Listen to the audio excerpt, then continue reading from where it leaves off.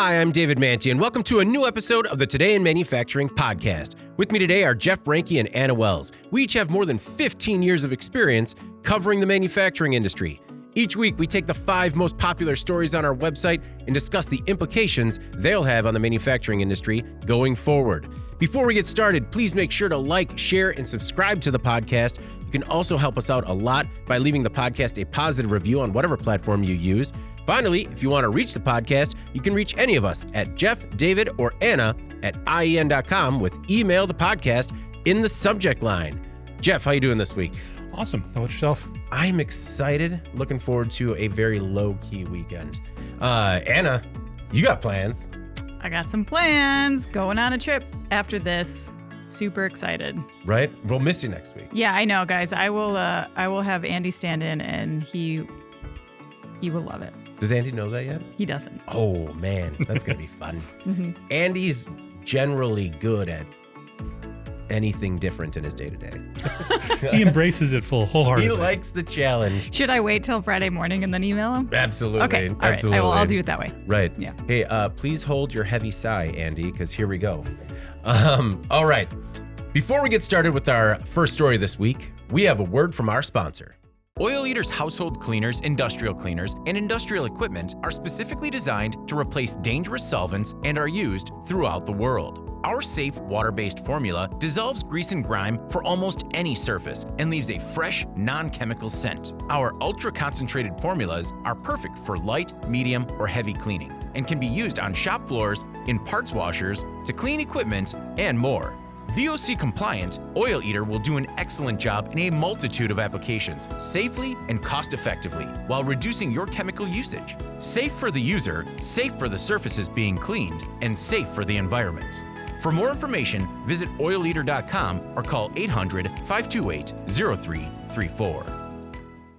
All right, and we're back. How was the word from our sponsor? Did that do anything for you? I liked it. Anyway, our first story this week, Fukushima quake knocks chip makers offline. On March 16th, just before midnight, a 7.4 magnitude earthquake struck near the Fukushima province in northeast Japan. Several factories were shut down, including Renesas Electronics, which is responsible for roughly 1/3 of the global supply of chips. Renesas suspended production at 2 chip plants and partially shut down another. 2 other electronics companies halted their operations, including smartphone parts maker Murata Manufacturing and 3 Sony factories. This isn't good news, as components are already selling as fast as manufacturers can make them.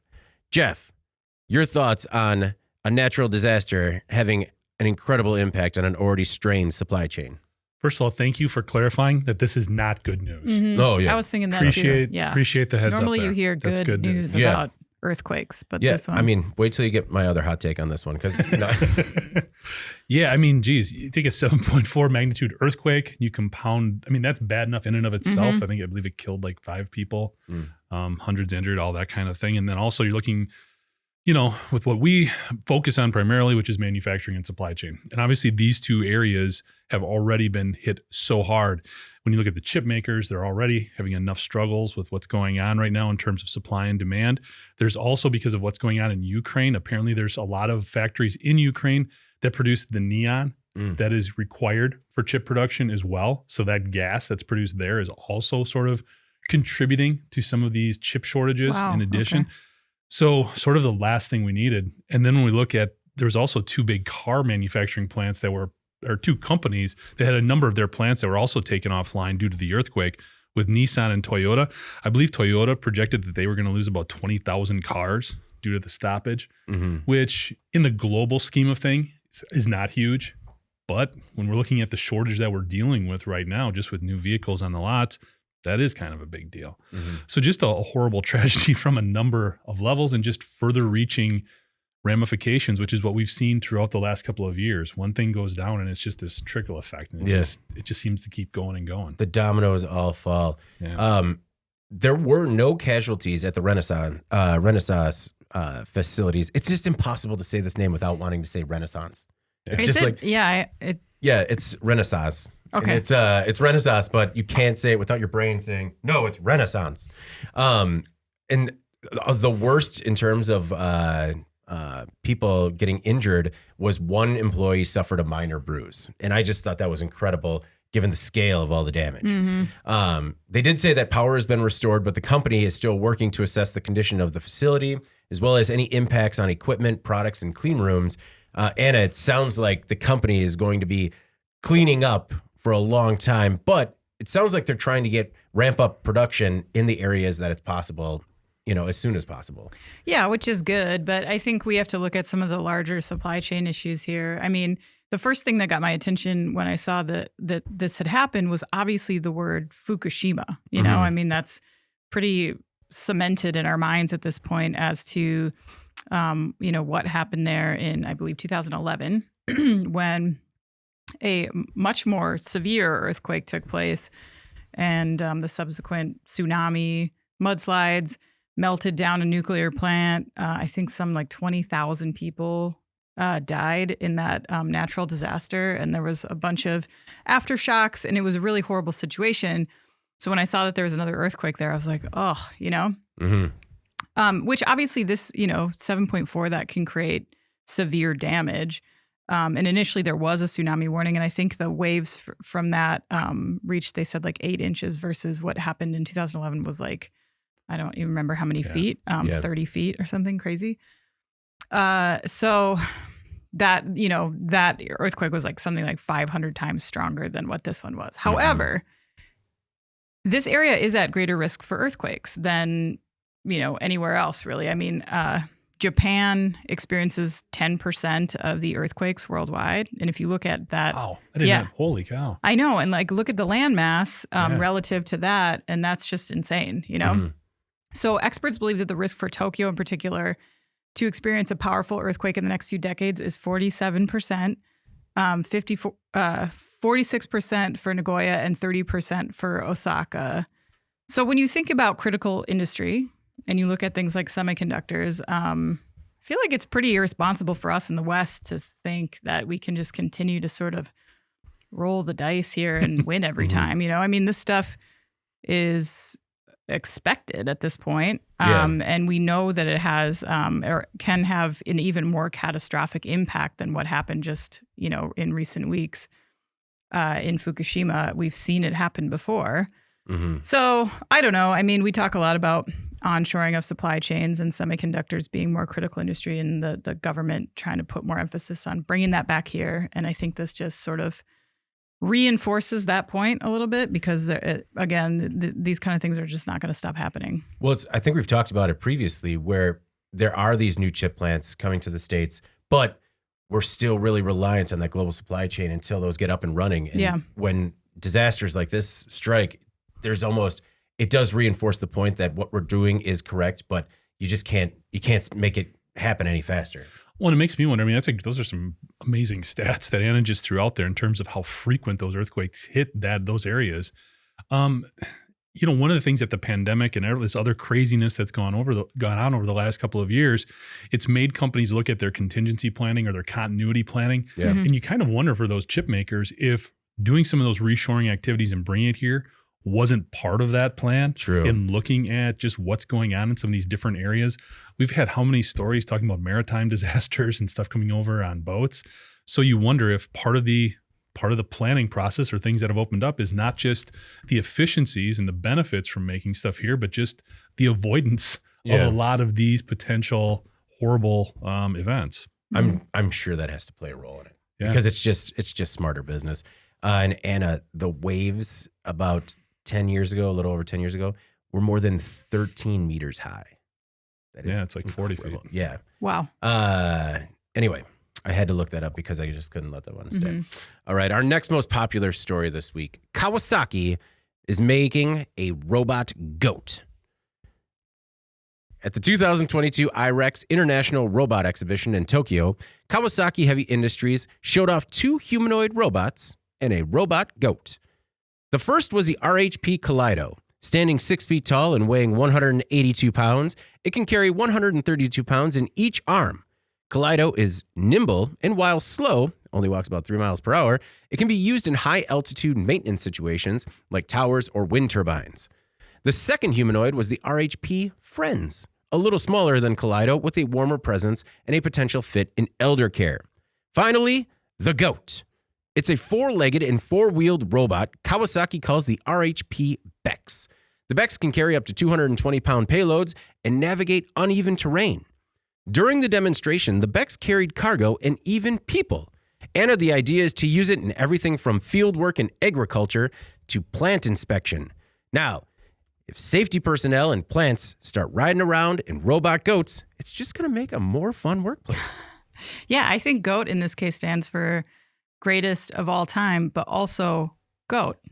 Yes. No, it's like the best goat robot I've ever seen, which is compared to no other goat robots. But I don't know. It like you had an opportunity there to say not greatest of all time, but greatest of all transportation.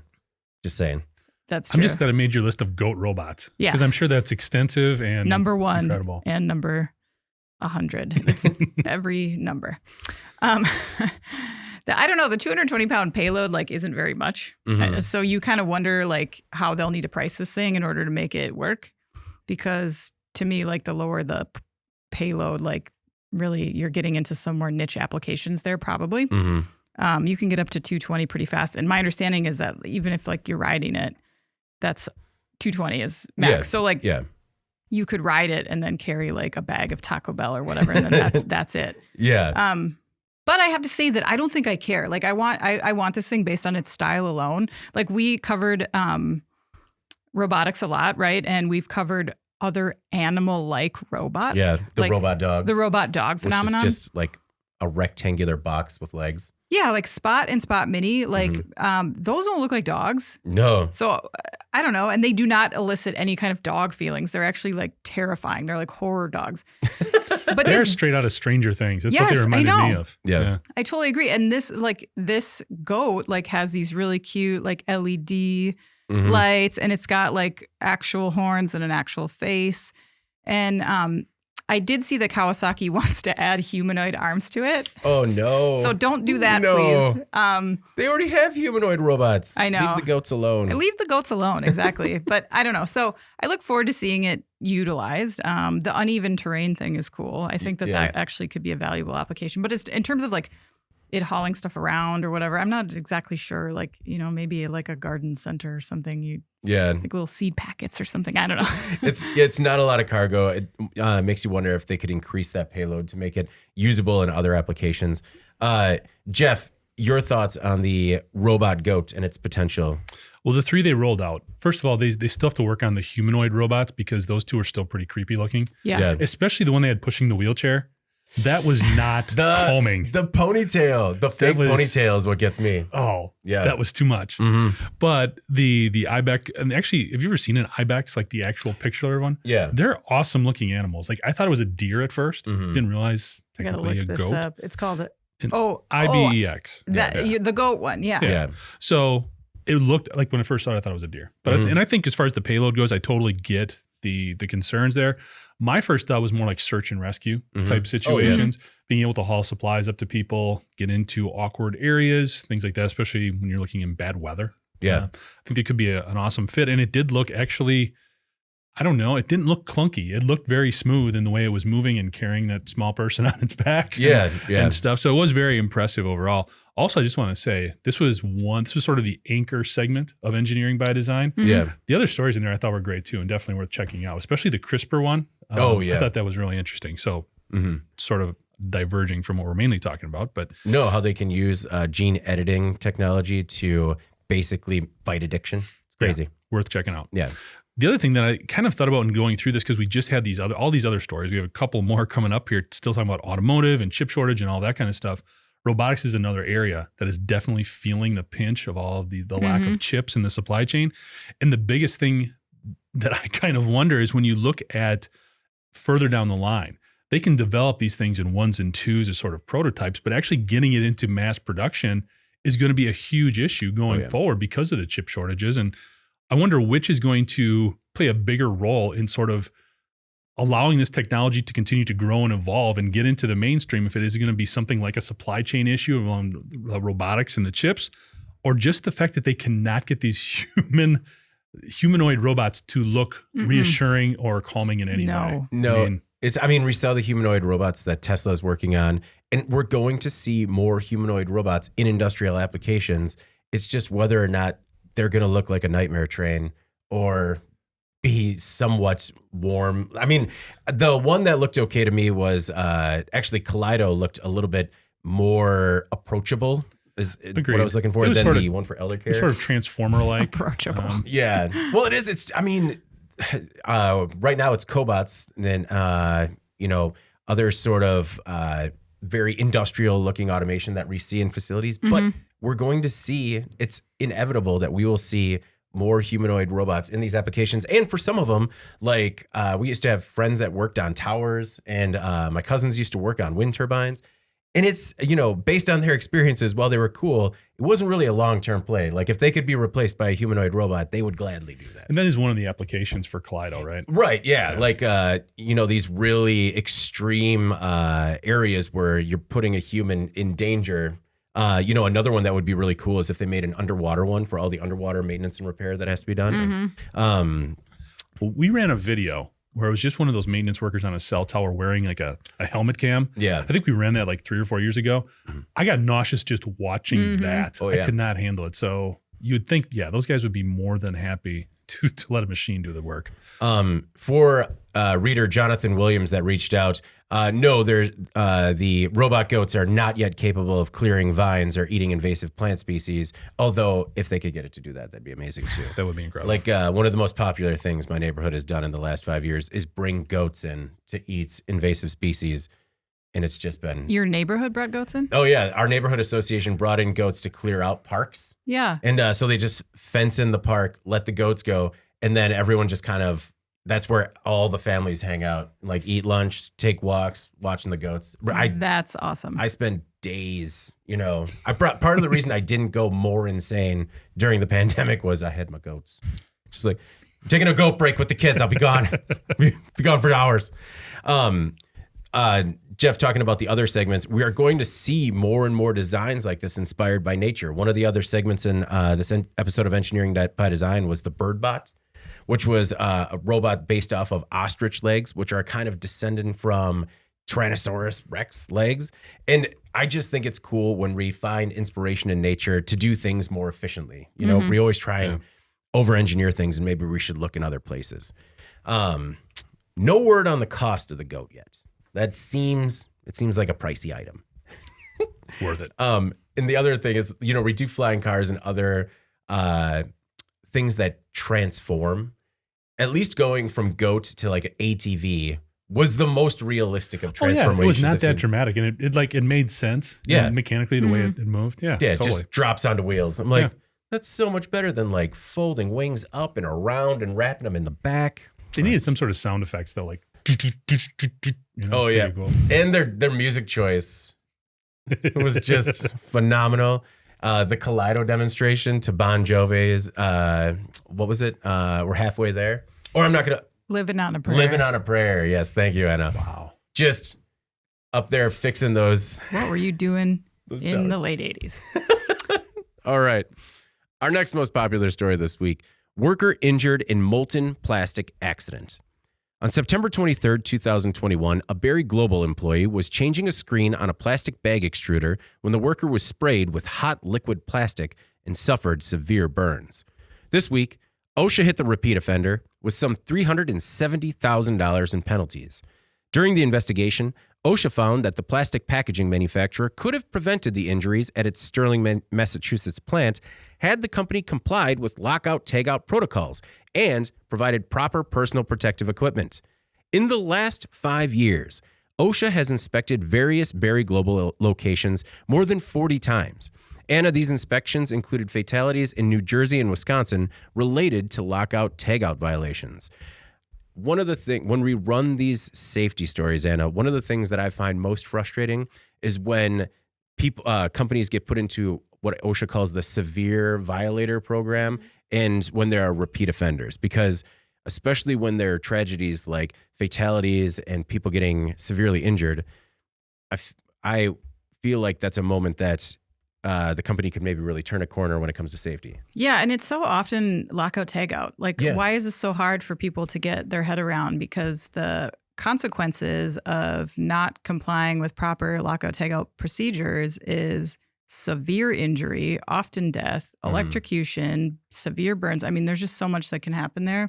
It's terrifying. People losing limbs because the machine starts while they're working on it. Like, it's just that the importance of that by itself cannot be stressed enough. And then I think when you look at this industry, which is melted plastic, we think like plastics are everywhere, right? But I read a report on the projected growth of the plastic injection molding market recently. Okay. Because I'm super cool like that. Yeah, some bedtime reading there. just right before bed. But anyway, the report was talking about how much room for growth there actually is there because of obviously like plastic packaging. And then in this case, that was actually what the application was that caused this accident. But also like automotive, because of all the components that are being replaced that were metal are being replaced with plastic because they're lighter and they help with fuel efficiency requirements to cut weight on the vehicle. And then also some of them stand up to corrosion a little bit better. Mm-hmm. So, the report was talking about like how much actual like phenomenal growth we're going to see in like people just producing more plastic components. And, when you're dealing with stuff like that, like melting plastic, not just the heat dangers, but there's like toxic fumes that come along with that. People can get very sick very quickly if they're not wearing the right PPE. So to see that Berry Plastics, who is a plastics company, they know exactly what they're doing here, is not providing the proper PPE in this case. Because it said that if this person had been wearing a face shield, a welding jacket, or leg protection, that this injury would not have been, so nearly as severe. Right. Yeah. So why is he not decked out in protective gear? They know how plastic production should work. I mean, that they're a plastics company. So I don't know. It's very frustrating to your point that, at what point does OSHA just say that's enough? Because, you would just wonder like this stuff should be basic for them. And why are they not doing it? Right. Jeff, some of these extruders operate at 750 degrees Fahrenheit or 400 degrees C and above. That is just incredibly hot. It is. And to echo a lot of what Anna was saying, this is a culture issue. That's why these things continue to happen. The lockout tagout stuff, that does come down to an individual performing correctly. That's a training concern there. For it to happen repeatedly, though, and for there to be a lack of PPE at this company, that is a company issue. That is a culture issue. We've seen much, much smaller companies have a much stronger focus on safety, and it pays off. This is an $11 billion company. They are 260 on the Fortune 500 list. This is a massive enterprise. Wow. They employ almost 50,000 people around the world. There is no excuse for them to, after 40 visits from OSHA in a year, for them to have these types of issues still arise. Yeah. An individual lost his life in one of their other incidents. Yeah. I mean, for these things to continue to happen at an enterprise of this size and scale, it's such a head shaker to me because the resources are there. Right. And we continue to see the onus that's placed on the value of workers, how difficult it is to attract and retain a quality workforce. And when these types of things are making headlines, as opposed to all the other positive things that you could be doing in an industry that Anna just described, it's got all of this room for growth and potential and positive things that are coming out that they could be talking about. To have this type of safety record sort of hanging as an anchor around their company's growth potential is really, it's hard to understand. Like, I don't know. Is part of the issue that, OSHA doesn't have enough teeth to really, make any change happen? Because one of the worker who died in New Jersey was a 46-year-old person who died while adjusting a printing press in July 2017. And then October 2020, a 54-year-old worker died from a head injury at a plant in Chippewa Falls, Wisconsin. Now, in Wisconsin, Berry is contesting the investigation and the about $41,000 in fines that OSHA proposed. In New Jersey, the company faced an initial penalty of $77,000, but settled it for $32,000. Now, Jeff, when you're talking about an $11 billion company and they settle down to a $32,000 fine, is that even worth their time? Well, that's the problem here with the OSHA fines, right? First of all, they're not scalable based on company size, and they should be. for both the positive and the negative. For a bigger company like this, they should be higher. For smaller companies that make legitimate mistakes or don't have the same training resources, they should be smaller so they can learn without going out of business, essentially. Right. So there's the biggest issue. The other thing is you just mentioned that one fine was just cut in half because they couldn't negotiate it. Mm-hmm. So what's the bigger takeaway there when you're sitting down in the boardroom? Well, the bad news is we got fined $70,000. The good news is David came through and got it knocked down to 30. Mm-hmm. So what are they going to talk about? The initial violation or the fact that it was knocked down by that much? Yeah. That's what they're going to be talking about. Yeah. So those are the problems. It is not that OSHA doesn't have teeth. It's that they need to scale them. Yeah. They need bigger teeth. They need bigger teeth for bigger people. Yeah. No, and I mean, and while it was, so this new penalty is substantial. It's $370,000 about in penalties, but I get so used to looking at the OSHA website to see what the initial penalty was. Yeah. And then what it actually winds up being paid. So, and whenever I see that, I just hope that it's, corrective action was taken. But, sometimes with repeat offenders, that would be a bit too optimistic to believe that happened. Mm-hmm. All right. Let's move on to our next most popular story. Our second most popular story this week: thieves hit Stellantis in a smash and grab. Stellantis factory storage lots in the Detroit area have been hit with a wave of thefts. More than a dozen vehicles have gone missing, including Challenger Hellcats, Ram pickups, and a Jeep Grand Cherokee Trackhawk. Thieves appear to be sneaking into privately owned storage lots and escaping with the vehicles by ramming them through the gates. One Ram even smashed into a semi-truck on its way out. Some of these vehicles are worth close to 6 figures each. These lots already have a heavy security presence, but will now have additional police patrols over the coming weeks. Anna Stellantis won't comment on the investigation, and I just can't believe, sometimes we talk about really smart, sophisticated crimes on this podcast, and it's good to see that the old smash and grab is still in business. The old smash and grab. It's in business, and business is good because, sorry. No, that was great. No. Just pause for a second. No, it's insane how much this has happened to Stellantis in particular. If you look back on the last several years, they've had these same type of robberies multiple times, multiple lots. In 2018, there was a rash of these, and the police revealed at that time that they had a theory that this was an inside job. Mm-hmm. They said it is probably an employee because they seem to know where they're going, what they're looking for. Mm-hmm. But as far as I know, no one was ever arrested for that. So I don't know. Fast forward to now, I guess. And you think that these secure storage lots would maybe start to change their approach. But what I read in one article was that most of these lots, they keep the keys inside the vehicles because they move them so much. Mm-hmm. And I assume they don't stay very long on these storage lots. But I just want to say that I don't think that is working. No. Clearly, these thieves are willing to smash through a locked gate. And I don't think a security guard can really do much about that when you already have a tens of thousands of pounds vehicle with the keys in the ignition and you're speeding out the door. I'm sure he could go and shake a flashlight angrily at them. I know. It's what might slow them down actually is putting the keys somewhere else is what I would do. And I know it might not be as efficient for those moving those vehicles around. But if you look at the cost, and you had mentioned most of these vehicles are worth 6 figures, you know? So, 10 of them, 12 of them have been stolen so far this year. Let's go a couple years back and add that up. Mm-hmm. This is millions of dollars of product that has been stolen. I think maybe it's worth changing the strategy here.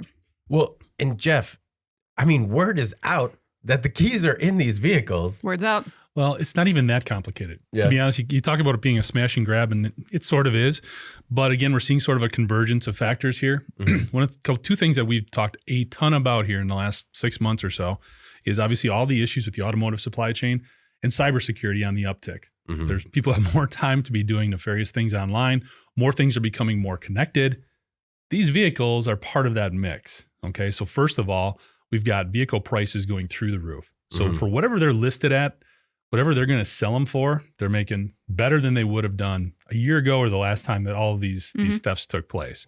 The other thing is basically, according to Auto Evolution, as well as some local news sites in and around Detroit, they're using a tablet and some software to break into these cars and start them. They don't even need the keys. Oh, okay. So they have figured out a way to hack into these cars and drive off. Now, driving them through a gate may hurt some of that resale value. Yeah. So I'm not That's the sure. first Only one. on the first one, The though. first yeah. one's a sacrifice. Yeah. Take a bad one. And these Take have been the going on security since guard's October. car. Yeah, and these things have been going on since October. So it does seem like a convergence. Again, these cyber criminals have had time to figure more stuff out because things were shut down for a while. And they're picking some pretty cool vehicles. Yeah. Do you see the Skyhawk? I was not, or excuse me, the Trackhawk. Yeah. I was not familiar with that vehicle. That thing is amazing. Yeah. It's faster than the Hellcat. Oh, Really? 700 It's a Jeep, horsepower. Right? Yeah. It is. Yeah. I get it. It's a I know why they went fine-looking after that automobile. one. Yeah. Well, it's one of the things I thought about with this story is you hear 15 cars being stolen within the last year. You hear that, that's Past month, right? past month. That's about $1.5 million in value. And it does seem that is jarring. But then you look at the drone footage of these lots, and there are hundreds of vehicles out there. And I was wondering, is this more of a headache right now than a serious problem? I get that that's a tremendous, Cost of doing business. well, not the cost of doing business, but if they lose 15, Well, I think it is a big deal, but I think maybe this bleeds into another issue, which is just hiring people to be there. Yeah. I mean, who knows how many security guards they had walking around before? They're probably not going to disclose the fact that, we had about 100 guys before, and now we're down to maybe 50. That could be an issue as well with some of these lots and their security. well, looking at the footage of the fence that was essentially driven through and the simple, we weren't looking at state-of-the-art security on these lots. Yeah. It was, so that's why I was wondering if maybe it's not that big of an issue to them, because otherwise they would ramp up security. I don't know. I think it has to be, though. It's not a good look. Even it's if just, it's not just the number, you're right. Yeah. 10, 15 cars, not Yeah. a big deal. The fact that it makes headlines like this. that's a big exactly. deal. Like, Yeah. it just doesn't look good. And I don't think it, deters people when they continue to get away with it. Well, it also gives me, faith in some of the bad television I sometimes watch. And I'm like, you can't just walk in and steal the car. What a lazy plot mechanism. False. And then this comes out and you're like, no, that's really all they do. Oh, you just ram through the gate. It's just like a padlock on there. I think. Yeah. They really just cut the padlock off and ram it through the gate. Okay. Nicolas Cage was ahead of his time. That's right. Hey, that was the original's better. All right. Our top story this week. Boeing 737 crashes with 132 aboard. A China Eastern Boeing 737-800 had 132 people on board when it crashed in a remote area of southern China on Monday. The crash set off a forest fire in the mountainous area that was visible from space. The cause is unknown, but at least one black box has been recovered. Flight 5735 was at 29,000 feet when it went into a dive and about an hour into its flight. The plane plunged to 7,400 feet before regaining about 1,200 feet and then dived again. Confirming the cause of the plane crash can take years. It was a Boeing 737-800 that crashed, not the Boeing 737 MAX that was temporarily grounded after deadly crashes in Indonesia and Ethiopia. The 737-800 is a twin-engine, single-aisle plane commonly used for short and medium-haul flights. The plane has been flying since 1998 and has an excellent safety record, according to officials. After this week's crash, China Eastern grounded all of its 737-800s. Jeff, they have been involved in 22 accidents since 1998, but they have flown in more than 116 million flights. Still, a deadly accident like this is just tragic. Yeah. I mean, a horrible situation. And I think where it took place in such a sort of remote area of China. So you're looking at China as well, who doesn't have a reputation for releasing a lot of information when things like this happen happens within their borders. So it's going to be a while, I think, before we really know what happened here based on those two factors, which is frustrating for everyone involved. Yeah. It's frustrating, obviously, for those families who are looking for their loved ones. And it's also really not on the same level in any way, shape, or form as 123 people losing their lives. But man, it really hits Boeing too. I mean, when you think about the impact that this is going to have on them, first of all, because they're not going to know the results for so long. Okay. And it gives people kind of like us a lot of time to talk about, here's another incident with Boeing. Looking historically, I mean, this is a company 2 years ago, their stock was about $330 a share. It's almost half of that now. I mean, they've just been going through a hard time that way. And also, when you look, The NTSB put out some numbers they've been putting out since 1982 in terms of aviation fatalities by make. Boeing has the most fatalities, second most of any vehicle or any plane makers during that time. Almost 4 times as many as Airbus. Who's in first? Cessna. So a lot of those, obviously, smaller private pilots and things like that. There's a lot more of those incidents. But when you look at the number of fatality, almost 8,000, over 8,000 people have died in Boeing planes since 1982. My goodness. So those are horrible numbers. Obviously, we just talked about a company with Barry that has a safety culture concern. We know how big Boeing is. We know the scale is not the same. But boy, when you look at that and you look at where they rank and compared to their peers, there has to be some additional alarms going off. And it's unfortunate that maybe it took this long for it to happen. This is also a company, obviously, that has a ton of aerospace and military contracts that they're involved in. It's a huge, huge company. So passenger aircraft is not the only product that they've got to focus on. But it seems like whether it's from a maintenance perspective, initial quality controls, whatever it is, Boeing has some things they need to take care of. I was going to say damage control. I mean, they've had, and there have been other scandals with Boeing. It seems like maybe they are a little too cozy with regulators, and maybe regulators like the FAA give them a little bit too much leeway when they're sort of regulating themselves. We also saw test pilots that were recently on trial as a result of faking and lying on reports from test flights. It's unfortunate that it's a Boeing 737 anything, a 737-800, because now you just think Boeing 737 and it's like, I don't want to fly on it. Yeah, maybe. I'm not sure we're going to see the same kind of backlash as we saw with the MAX. And obviously there's some reasons for that. You described it earlier about just the frequency with which this plane is actually used. Yeah, it has a good historical record. Right. And it's described as like the workhorse plane of so many fleets, right? And there are more than 4,500 in service worldwide. It's the most common plane that's used for commercial airline travel. So while we wait to hear what's on that black box, which, as you said, could take years, the question, I guess, is, will it discourage travelers? And I think it's hard to say, but universally grounding the MAX was an easier choice for regulators because the MAX was kind of a new plane. Right. There were 2 back-to-back crashes, but not to mention that they could do that without tanking like the entire airline industry. And in this case, this is the most common plane. It is unclear what caused the crash. I mean, my guess is that regulators and travelers are going to kind of take a beat and just take a wait and see approach because I don't know, because we don't know. And honestly, like if they did ground all these planes, I know that Eastern China Airlines did ground them for maintenance and safety checks, but they are the only airliner that I'm aware of that has done so. And Boeing, I think, will appreciate the benefit of the doubt here as the investigation goes on, because obviously they can't afford to just go headfirst into another scandal, as Jeff mentioned. I mean, the last few months, I think, have been relatively quiet for them. You mentioned the engineer. I think, were you talking about the one that was acquitted? Yeah.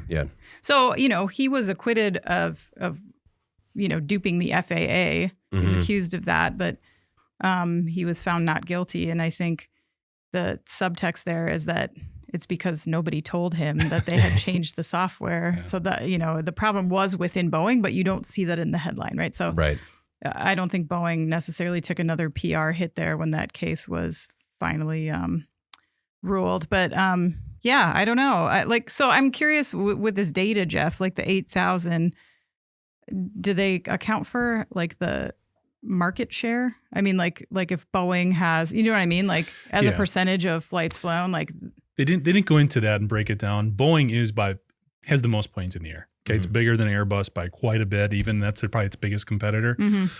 So there is a scalability factor there for sure. Yeah, it's just when these things repeatedly happen to the point where you are such a prominent name in this industry, you would think there would even be more focus. And I don't think it's just even when it comes off the line. It's also making sure whoever's operating those planes knows how to maintain them properly. I think when we look at a lot of this and the damage that it has on Boeing, I'll be honest, when I'm getting on a plane, I don't look at what type of plane it is. Maybe I should, but I don't. I tell you who does, though.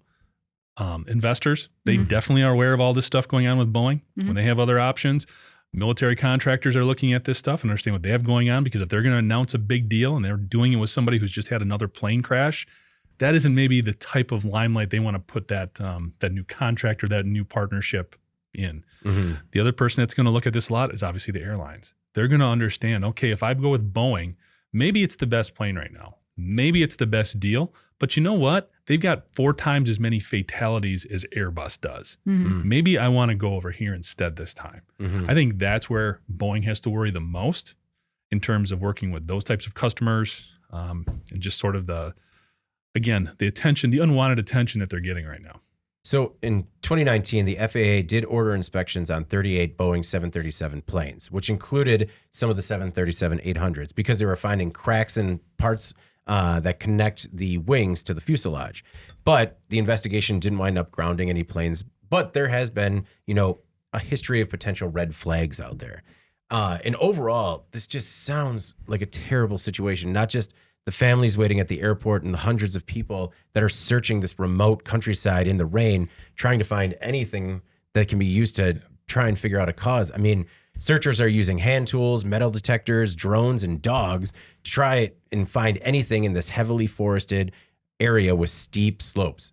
And so far, they've only found wallets, identity, and bank cards, and some human remains have been found as well. But it just sounds like this could be a very long process and maybe not working with a lot of evidence.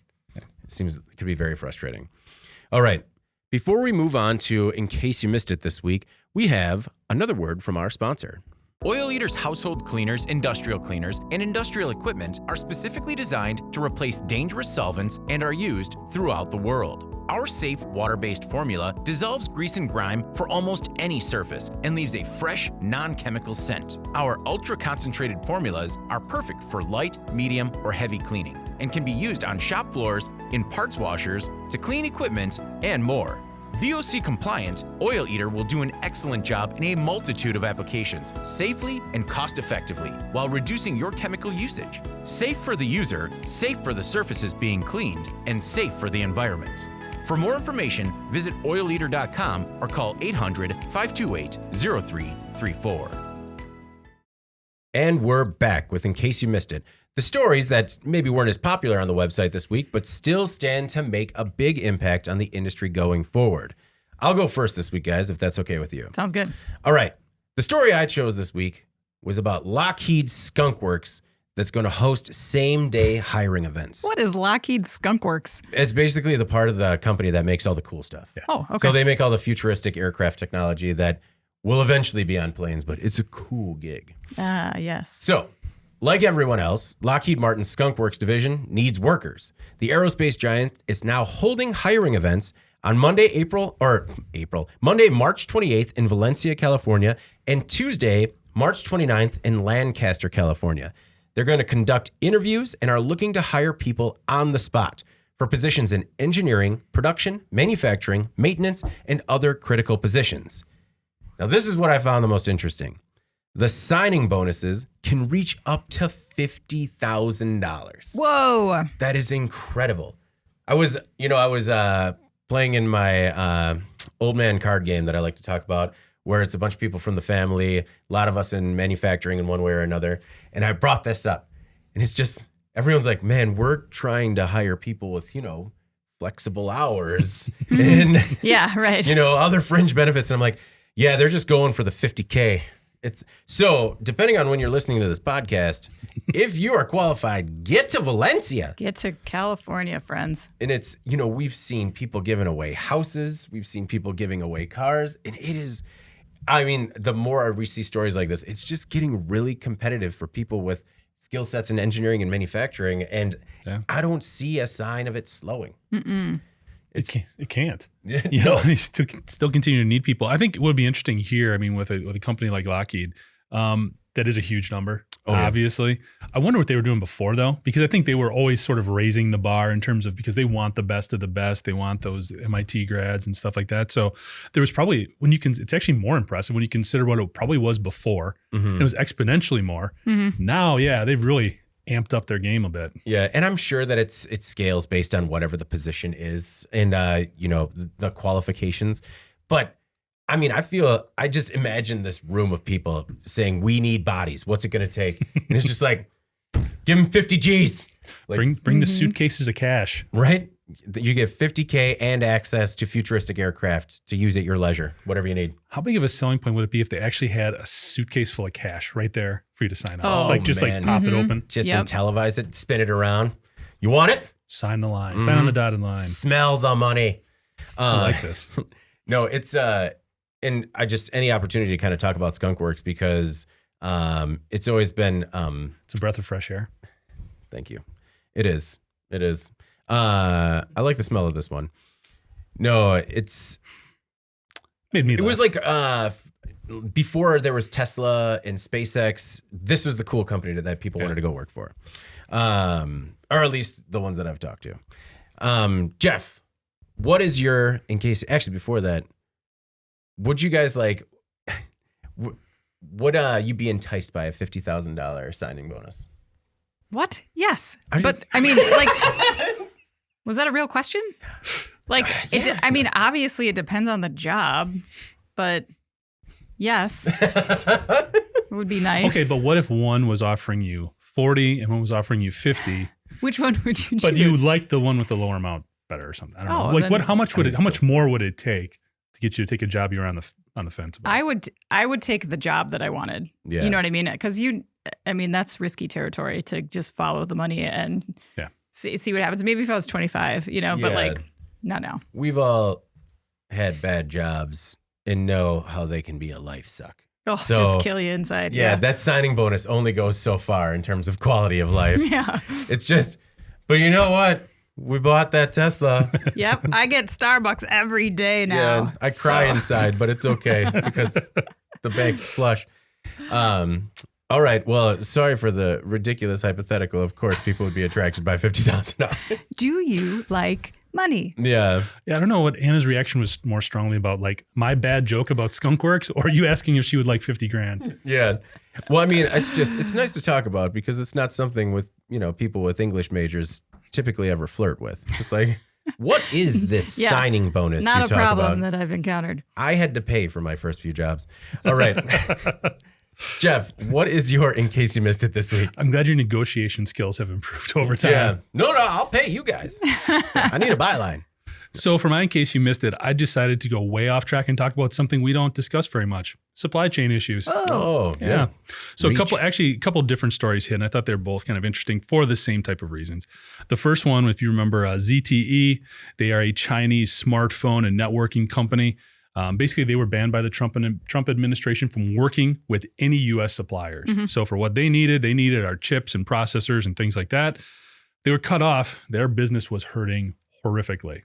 Well, that ban has expired. So now that does open up lines of commerce between ZTE, which is partly state-owned, which is part of the concerns. There's a lot of security issues there that the Trump administration was worried about. Well, that has expired. So now those companies that were working with ZTE in the U.S. are going to be able to start working with them again. ZTE is obviously the biggest beneficiary of this because their supply chain was very limited in terms of who they could source from. So it almost put them out of business. The other one was the U.S. has decided to lift tariffs on UK-based steel products. This was one that a lot of people were sort of not sure about when it went down because there wasn't a real clear connection between what the benefits were going to be here. I think the Trump administration was encouraged when a lot of those U.S. steel companies started, we're going to start building new plants and investing internally on U.S. steel. That didn't work out so great. So in both of these cases, I guess what it says to me is we're making adjustments to supply chain to try to help things get back to normal a little bit. We've been dealing with inflation on pretty much every level you could imagine. Hopefully some of these things opening up will help with that. In terms of the economic impact overall for the U.S., I don't think either one of these things is going to have a negative impact, obviously. With ZTE, there are security concerns, but it looks like those have been bypassed. What was interesting is for ZTE to not have the ban continue, they agreed to pay $1 billion in fines and restitution, replace its executives, and be scrutinized by a U.S. appointed monitors. So basically, they couldn't have done more to Yeah. try to be more transparent. And hopefully that benefits all involved. Yeah. Mm-hmm. So it'll be interesting to see how these things can help again with some of the technology developments that we've been talking about, as well as just raw materials. Steel, we need steel. We don't make enough of it here. We're never Yeah. going to. So easing up the tariffs there seems to make a lot of sense. One of the big parts of this steel and aluminum tariff story is that the British also agreed to lift retaliatory tariffs on whiskey, on U.S. exported whiskey. Yeah. Thank goodness. So I was reading the story, missed that part, and at the bottom it says, American whiskey producers welcomed the resolution to the trade standoff. I'm like, what does whiskey have to do with steel and aluminum? Why? They like their Jack Daniels in London, I guess. Oh, man, that's right. I'm sure they do. Anna, your thoughts on these two stories and how they might impact the industry? Yeah, I think Jeff's right. I mean, like the more access we have to some of these supplies, the better for pricing. I mean, people are getting killed right now because there's nothing available. Obviously, contractors are dealing with these building materials issues big time. And that's just created kinks everywhere from commercial construction to new home starts and all that stuff. So anytime we have more access to more affordable materials for that, I think is good. I think Jeff's right. And the ZTE thing, TBD. I don't know. I mean, it's hard to know if those fears of security issues were overblown, if that was, politicking and it was just or if that was like legitimate, something we need to be concerned about. So we'll see. Yeah, I think there was a lot of politics involved there. But at the end of the day, we got what we wanted, which was greater transparency from this company. That if they wanted, could have been a huge security concern. Sure. But the fact that they are allowing a U.S. board to basically go in there and have visibility into what they're doing, that should alleviate those concerns while still opening up commerce to some U.S. companies. Anna, let's finish up in case you missed it with you. What was your in case you missed it story this week? All right. This story is a little bit tangential to what we typically cover, but it has to do with a beverage company, Red Bull, which I know everyone's heard of, and their marketing strategy. So Red Bull has another extreme stunt on schedule for next month. And over the years, this company has sponsored an array of really outrageous stunts in the name of marketing, including like a world record snowmobile jump of 412 feet and a race car ascending Pikes Peak at 87 miles per hour. Yeah. They did one where a guy was like on, at the Paris Hotel in Las Vegas on a motorcycle and like went to the, I can't remember what the other building was, but like just this motorcycle leap that he said he got like $1 million for it. And he said it was not worth it. He would never do it again. Like he was fine, but it sounds like it was a terrifying experience. I mean, they also did the skydive from space. Yeah, exactly. I mean, so they do a lot of this kind of crazy stuff and it's live streamed and people watch with bated breath. But yeah, exactly. Eat it all up. Yes. So this next one might be like one of the biggest and best, or maybe the worst. I don't know. We'll see how it turns out. But on April 24th, Hulu is going to live stream the newest sponsored stunt where two skydivers and pilots who are very accomplished happen to be cousins. I don't know. Of course. Why. Yeah. They are flying to an elevation of 14,000 feet in Red Bull branded planes, at which point they are planning to cut their engines, attempt to exit, switch planes, and then take control of each other's nosediving aircrafts. Whoa. Dicey. Who thinks this stuff up? I don't know, but people jacked up on Red Bull. Well, exactly. So, which brings me to my point, I guess, is it's all very interesting and people eat it up and love to watch it, right? But like, what happens to Red Bull if their brand strategy like ever goes awry on this? Like, what happens if somebody dies? Like, what and it's very public. I don't know. It's like live streamed. Right. Yeah. It's live streamed and like their brand, like it's an energy drink. So people kind of, I've seen studies that say like drinking mass quantities of energy drinks, like makes people prone to riskier behavior or violent behavior even. Take it with a grain of salt. Right. But so they're almost tied to what they're doing in one sense, right? People equate Red Bull with this at this point. Like, so if God willing, nothing, happens, right? But like, what if something did? Is that something that they can recover from? Is that something that will impact them? A serious question. I don't know. I mean, my thought is that it's something they could recover from because they've built this brand on extreme sports and knowing the danger. You can watch anything on the Red Bull channel and anything from mountain biking down incredible slopes to these extreme stunts. And you know that they're all very dangerous and it could have a very severe consequence for people that, people get severely injured and like paralyzed all the time on these things. And so I think that based on how they've built up the brands, like around this danger, it's almost part of it. Whereas, I mean, but then again, thinking about the imagery of 2 Red Bull branded planes crashing into the Earth, it would be horrifying. On live TV would be terrible. It would be horrifying, yeah. Yeah, I think there'd be 2 different reactions. I think from the more casual Red Bull advocate drinker, I think obviously they'd be mortified that this happened. Would it make them take a backseat in terms of thinking about if they use this or a different energy switch drink? to Monster. Maybe. But I think for like the real enthusiasts, the ones who are all about the extreme sports, quite honestly, if something bad happened, that might even bring them closer to this brand. Yeah. Because it just demonstrates I hate using this word, the extreme nature of what they're doing. I mean, their branding has been that good. It's been that successful in sort of tying everybody to that mentality. No, I completely agree. And this is also, I find it fascinating because they are pilots, but they're also skydivers. Right. And so part of that makes me feel better about it, that if something goes awry, they could bail and they're, maybe would know how to survive if something went bad. But I don't know. Anytime I see a new extreme stunt, it's just like, I don't think so, but I'm going to watch it. I am not. My fear of heights does not allow me to watch You're this afraid stuff. of heights? Oh, terrible. Man, hate it. I love skydiving. It's, I mean, I wouldn't maybe do this, but just some real heavy sighs from production over there. it's a big, Our producers are not down. I got thrown by the heavy sighs, so we either apologize for boring everybody out there, or somebody's just getting tired. Yikes. Or maybe skydiving's not for everybody. It's all right. Yeah, I couldn't do it. Good for you, man. No, it's good. I'm not. It's been some years.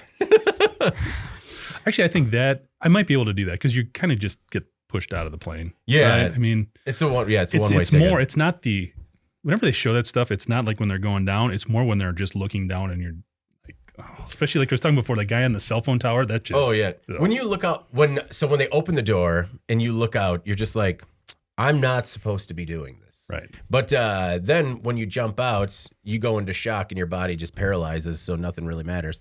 No, but then the second time, when you know what you're doing, oh my God, you just, you look at the altimeter and when it hits the orange, you pull the thing and boom. See, for me, this is how my brain works. If I were doing it, I would just be like, the whole time, I would not enjoy it. I would just be like, okay, when do I pull the cord? When do I pull the cord? When do I the entire way down? And then I would just be like, I wouldn't even look at the trees or anything. Yeah, no, it's the first time you're literally like, I was in shock. I feel like everyone is in shock the first time because you're just taking it all in. It's a completely new experience and your brain is trying to process it and doing a poor job of it. And then, when you're doing a tandem jump, the guy's on your back and he's just like smacking your hand, like, look at your gauge. And I'm just like, why is he hitting me? This is amazing. And then he like keeps tapping your side where he's just like, this is the cord you're supposed to pull right here. And he just keeps smacking me. And I'm like, this is amazing. And he finally just pulls the cord and I'm like, oh, that's what he meant. And we came in pretty hot. Like, and then he gets back. He's like, you know what this idiot was doing? I kept hitting him like a dozen times and he wouldn't pull the cord. Oh, he told me. He was just like, yeah, I was smacking your wrist. I'm like, no, I'm sorry. I completely lost. Like this, like the 2 hours of training we did, I completely lost on the way down. Sorry, bud. So you were not selected to do this for Red Bull, I see. No. I didn't meet the requirements of a Luke Akins and Andy Farrington. Man.